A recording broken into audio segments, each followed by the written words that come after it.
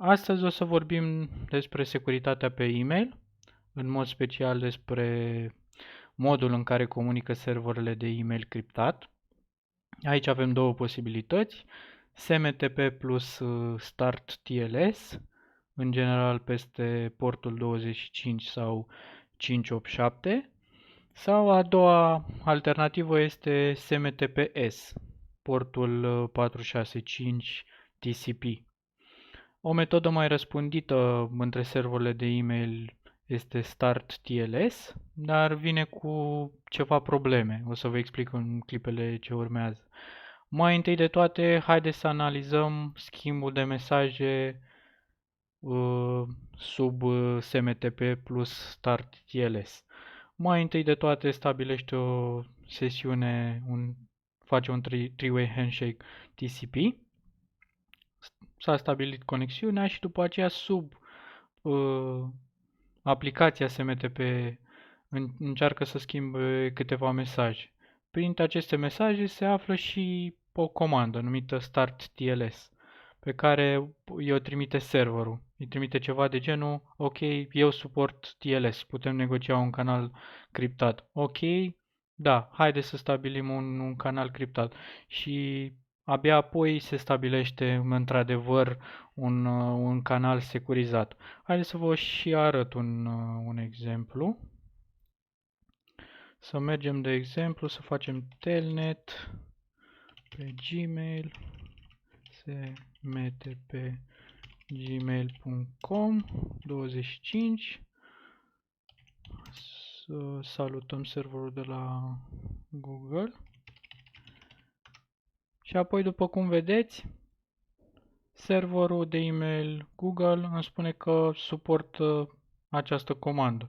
Eu pot da mai departe Start TLS și felul ăsta se va negocia o conexiune criptată. Unde voiam să ajung? Ce se întâmplă dacă la mijloc este un atacator și șterge această comandă din schimbul de mesaje Start TLS? Păi treaba e simplă. Serverul de e-mail de la distanță o să facă downgrade la o conexiune necriptată în general. Se găsesc pe net scripturi care pot face treaba asta, împreună cu tool-uri care trimit răspunsuri ARP falsificate.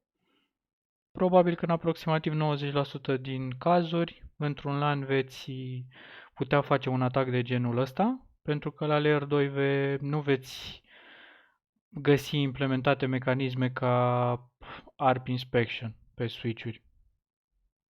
Uite, chiar o să fac un vlog pe această temă, Layer 2 Security pe FortiSwitch. Asta pentru că foarte multe servere de e-mail din internet sunt configurate să permită și o conexiune necriptată, pentru că ele se așteaptă ca și pe partea cealaltă să mai găsească servere care nu suportă deloc criptarea.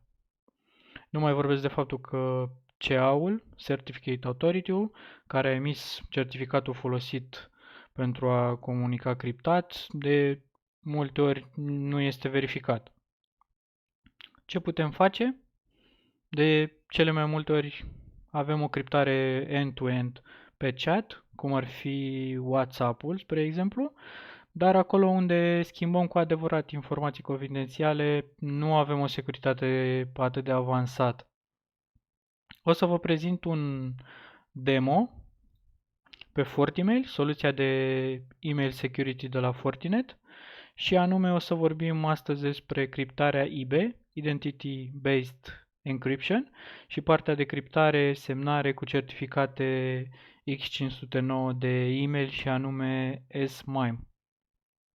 Avantajul soluției Fortinet constă în faptul că face asta pentru voi automat, adică o să vedem că nu va fi neapărat nevoie ca clientul de e-mail să fie configurat cu S-MIME sau să aibă vreo configurație specială ca să poată comunica criptat. Practic, chiar dacă un atacator face downgrade SMTP în clear text, mailul vostru o să fie în siguranță. Atacatorul nu o să poată citi conținutul e-mailului, conținutul util. Haideți să vă arăt și topologia pe care o să o lucrăm astăzi. Avem un server DNS în care eu mi-am adăugat zonele domeniilor mele. Sunt niște domenii delegate sub domeniul principal, după cum vedeți. Așa. Mai avem un FortiMail aici în partea stângă. Este configurat în Gateway Mode. Și mai avem un server de e-mail. Serverul de e-mail este un hashmail. Pentru simplitate, în cadrul demo-ului nostru, am ales să folosesc o soluție open source de e-mail. Bineînțeles, FortiMail-ul de aici este configurat în așa fel încât să trimită toate mesajele primite către serverul de mail real din interiorul companiei. Și mai departe, serverul de e-mail de aici, hashmail-ul este configurat să trimită către FortiMail-ul 01 de aici, din stânga, care este în Gateway Mode. Toate e-mailurile outbound. Și bineînțeles, dacă să ne uităm aici, i-am dat drepturi să facă treaba asta, doar lui, cu /32, poate face relay. Să revenim pe schemă. În partea dreaptă avem tot un FortiMail. De data asta este configurat în server mode. La fel, pentru simplitate, pentru a nu mai adăuga alt server și a face tot o topologie de genul ăsta cu un server de e-mail real și un server care protejează zona de e-mail, am ales să folosesc un FortiMail în server mode. Ok, să trecem la partea de IB. Mai întâi de toate o să vă arăt cum sunt configurate adresele de e-mail. Pe FortiMail 01 avem această adresă de e-mail adi.foinișaron.fortimail01, iar pe FortiMail 02 avem configurată această adresă de e-mail adi.fortimail02. Mai întâi de toate va trebui să mergem pe zona asta de encryption, meniul de IB, să activăm acest serviciu, să completăm FQDN-ul, pentru că e foarte importantă treaba asta, pentru că atunci când un utilizator de la distanță va primi un e-mail criptat cu IBRE, va trebui să poată accesa acest FQDN. Acest FQDN ar trebui să ducă către serverul vostru de FortiMail pentru a putea deschide e-mailul. Bineînțeles, mai aveți alte opțiuni aici. Puteți primi o notificare atunci când un utilizator de la distanță a deschis acel e-mail. Dacă poate răspunde securizat, asta înseamnă că poate da un reply direct sub meniul de IB, o să vă arăt imediat, sau dacă poate trimite conținutul criptat mai departe către altcineva. Bineînțeles, după ce activăm encryption-ul, va trebui să facem și un profile.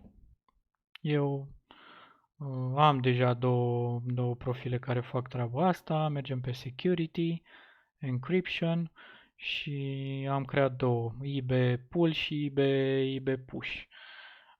Care e diferența între cele două? IB Push trimite e-mailul, conținutul criptat direct către cineva de la distanță. Așa, într-un HTML, iar e-mailul nu va mai sta pe FortiMail. Iar pull, pur și simplu, este trimis doar un link către utilizatorul de la distanță, va da click pe el și va deschide acel mesaj criptat securizat, dar sub FortiMail. Mesajul respectiv o să fie stocat pe FortiMail. Așa. Pentru a face treaba asta aveți două posibilități, fie de sub Access Control, apoi să mergeți pe Delivery și să aplicați un encryption profile pe un anumit tipar de trafic, de exemplu de la orice adresă de e-mail around FortiMail 01 și către FortiMail 02. Puteți merge la fel să aplicați ce vreți voi aici. Sau de sub recipient policy veți merge pe outbound și veți aplica un content profile. Și dacă o să mergem pe profile, deja pe content, deja o să vedeți că am creat un content profile care va face match pe un anumit cuvânt cheie. Să mergem aici prin content monitor and filtering. Mi-am definit un dictionary profile, l-am numit strict secret, iar aici puteți face match pe anumite cuvinte. În cazul meu am ales să folosesc cuvântul secret. Căutarea se va face în header, adică veți putea scrie și în subiectul mesajului sau în body, în conținutul e-mailului vostru. Va trebui să creați asta, ați dat OK, mai departe. Scorul minim 1, adică e suficient să găsească în mesaj un singur cuvânt secret, iar acțiunea va fi asta de aici, encrypt with pool. Am dat OK, am aplicat, am salvat de fapt și acum haideți să mergem să-l punem pe un tipar de trafic. Orice mail-uri vor pleca din companie vor fi asociate cu acest profil content, iar acest profil content va cripta mesajele. Am dat OK, ne asigurăm încă o dată că am pus acest filtru pe outbound, mesajele care vor părăsi organizația și acum vom face și o simulare. Vom avea un Windows Server aici, este deja adăugată adresa aceasta de e-mail și o să-i trimitem lui Adi din partea cealaltă un mesaj. Să punem numele secret, salutare și o să trimitem mesajul. Eu deja sunt logat în acea adresă de e-mail. Sunt logat pe Adi în webmail-ul de pe FortiMail 02. V-am zis că este configurat în server mode. Și ar trebui să primesc mesajul și l-am primit. Vom avea un meniu de genul ăsta, vom da click aici. După cum vedeți, din cauza faptului că este primul mesaj primit de Adi de la adi.finish, noi o să avem nevoie să ne înregistrăm. Vom da click pe Register, vom completa datele, vom seta, cel mai important, vom seta o parolă. Și bineînțeles, aici o să trecem, o să completăm ceva total aiurea pentru că nu interesează, pentru că e doar un test. Ne-am înregistrat, după cum vedeți vom fi redirecționați către FortiMail, FortiMail 01 și acum vom adăuga parola, ne vom loga și bineînțeles vom putea citi mesajul de la Adi, de la adi.finish. Ok, o să închidem și o să aplicăm acum o altă treabă. O să mergem tot aici și o să edităm puțin toată treaba și o să, în loc de encrypt with pool, o să mergem cu encrypt, da, nu am creat profilul ăsta, să mergem la profile content aici, la action, vedeți că una din acțiuni este encrypt with pool. O să mai creez încă o acțiune și o să-i pun numele encrypt cu push. Și vom selecta encrypt with profile și vom selecta profilul de IB, profilul cu push. Era ok, îl mai verificăm încă o dată, trebuie să fie aici. Ok, și apoi va trebui să mergem în Content, Edit,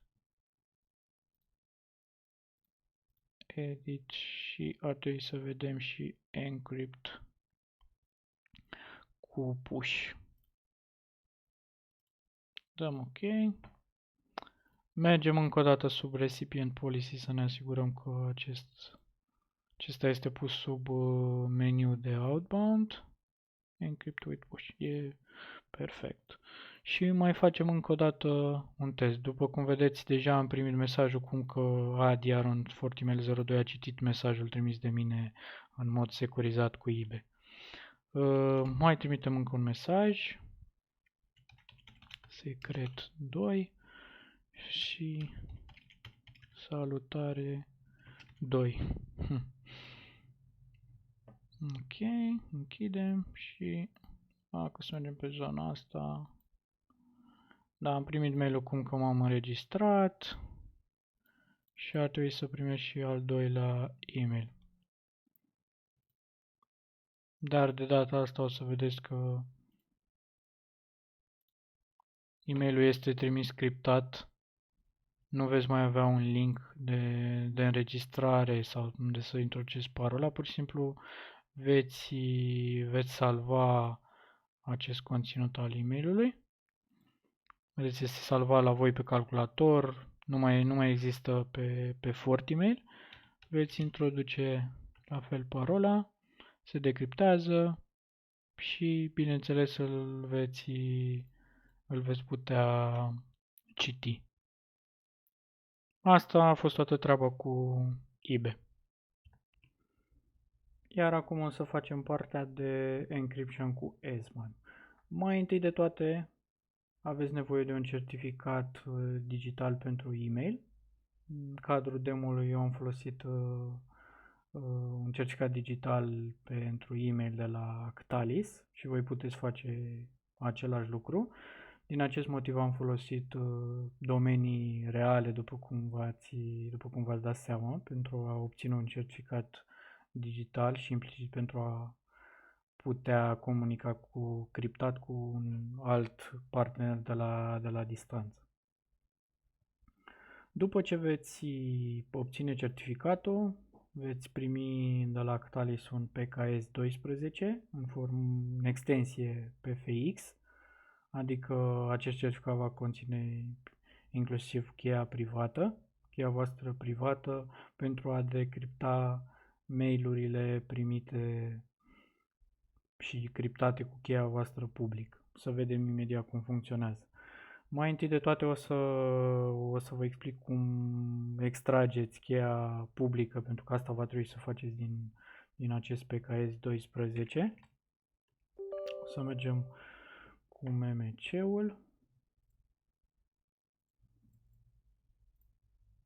My account. Eu deja l-am importat, nu o să mai fac același lucru. Am importat acest certificat. După cum vedeți, include și cheia privată. Mai apoi va trebui să dați click dreapta pe el, All Task, Export și să-l exportați, bineînțeles, fără cheia privată, într-un format cum ar fi DAIR. Este suportat de Thunderbird sau de FortiMail. Alegeți calea și, bineînțeles, să-l salvați fără probleme. Eu am făcut asta deja, este certificatul utilizatorului de la distanță, de pe FortiMail02, ADI. Va trebui să faceți schimb de certificatele cu cheia publică, pentru că, după cum o să vedem și pe FortiMail02, atunci când Adi Aron FortiMail02 va trebui să trimită un mesaj criptat lui adi.foinișaronfortimail01, se va folosi de cheia publică a lui adi.foinișaronfortimail01. Iar când Adi Aron FortiMail01 îi va răspunde utilizatorului Adi Aron FortiMail, Adi Aron FortiMail02 și implicit FortiMail02 va folosi cheia privată în acest caz pentru a decripta mesajul. Certificatele sunt deja adăugate, e un proces un picuț cam lung, nu intru în amănunte aici, dar toată treaba e destul de simplu. Cheia publică pentru a trimite un mesaj criptat către cealaltă parte și cheia privată. Iar aici veți avea două posibilități, să criptați sau doar să semnați mesajele. Evident, pentru a semna mesajele, pentru ca, să zicem, un atacator de la distanță sau care se află în perimetrul vostru, face un man in the middle și în felul ăsta să evitați modificarea mesajului. Chiar dacă nu-l criptați, voi vă asigurați că acel mesaj este integral original. Pentru că dacă stăm să ne gândim, dacă mai devreme foloseam eBay, un atacator în cazul ăla, dacă se negocia o conexiune necriptată între serverul 1 și serverul 2, un atacator putea altera acel link și putea să facă un scam și să vă trimită pe o altă pagină. FortiMail 01 nu are niciun fel de configurație de encryption, am șters tot. Pe partea de FortiMail unde avem utilizatorul adi.foinish o să folosim strict Thunderbird. Iar în Thunderbird, dacă o să ne uităm, mi-am adăugat certificatele, am făcut schimbul de chei cu utilizatorul de la distanță. Certificatul meu, care include inclusiv cheia privată, și certificatul lui Adi, certificatul lui cu cheia lui public. Și o să simulăm un trafic. De exemplu, dar mai întâi de toate, nu v-am explicat și e foarte important, pe FortiMail, by default, nu sunt adăugate ceaurile publice și va trebui să le adăugați manual. Acest lucru am făcut și eu, doar că veți folosi același tool, MMC-ul. În cazul nostru veți da dublu click pe certificat și veți lua în primul rând primul CA și apoi un al doilea sub CA și veți merge pe certificate la detalii aici, copy to file, there, vă alegeți calea și la fel și pentru sub CA și îl veți importa aici pe FortiMail, pentru că altfel nu va avea încredere în acel CA și veți primi o eroare. În cazul nostru, haideți să începem să simulăm trimiterea unui e-mail criptat cu SMIME. În cazul nostru vom merge la fel către utilizatorul Adi și punem titlul SMIME,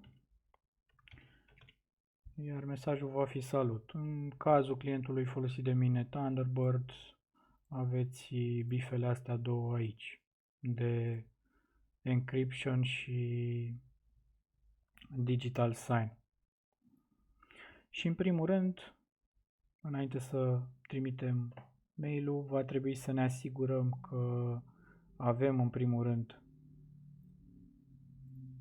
cheia privată a lui Adi Aron FortiMail 02 pe FortiMail 02, pentru că va trebui să decripteze mesajul cu cheia lui privată. Pentru a simula și traficul de la Adi către adi.foinish FortiMail 02, va trebui să verificăm, de data asta am folosit un Access Control Policy și va trebui să verificăm pe Delivery că da, într-adevăr, este encryption profile-ul selectat.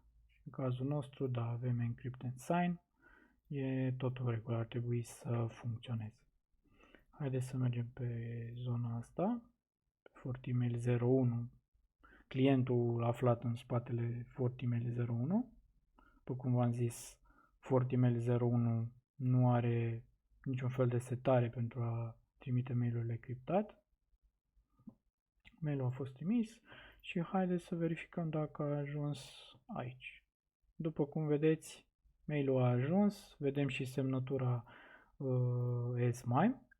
Iar dacă ar fi să ne uităm pe FortiMail 02 în loguri, ar trebui să vedem că a făcut un decryption. A folosit cheia privată a lui Adi Aron FortiMail 02. Cheia privată aflându-se aici. Aici. Iar acum dacă ar fi să trimitem un reply, să zicem salutare, e-mailul ar trebui să fie criptat și semnat Auda. După cum vedeți, se întâmplă acest lucru. Iar acum haideți să vedem dacă este primit și de utilizatorul adi.foiniș pe FortiMail 01. Da, într-adevăr este primit și după cum vedeți este semnat digital și este criptat. Iar dacă o să mergem pe FortiMail 01, o să vedem că FortiMail-ul doar acceptă aceste mesaje, nu ia nicio măsură de encryption și decryption, pentru că treaba asta e făcută direct în Thunderbird-ul meu, în clientul de e-mail de aici. Dar de altfel puteți să o faceți și aici, puteți să adăugați cheia privată și cheia publică pe zona asta, să o faceți între două servere de e-mail, FortiMail sau două appliance-uri, nu trebuie să fie neapărat în server mode, între două appliance-uri de mail, dar chestia asta vă ajută foarte, foarte tare pentru că o să o faceți transparent. De asta am folosit clientul de mail pentru a vă da seama că chestia asta mănâncă timp. Va trebui de fiecare dată să faceți un schimb de chei, trebuie să le adăugați voi de mânuță în Thunderbird și evident e mai simplu să faci treaba asta transparent în FortiMail. Gândiți-vă că e posibil ca un utilizator să aibă instalat adresa de e-mail pe două laptopuri și pe un telefon. În cazul ăsta, pe ambele device-uri sau pe toate device-urile va trebui să aveți acel schimb de chei. Iar treaba asta ar putea fi făcută pe FortiMail foarte simplu, transparent pentru utilizatori. Păi cam asta a fost.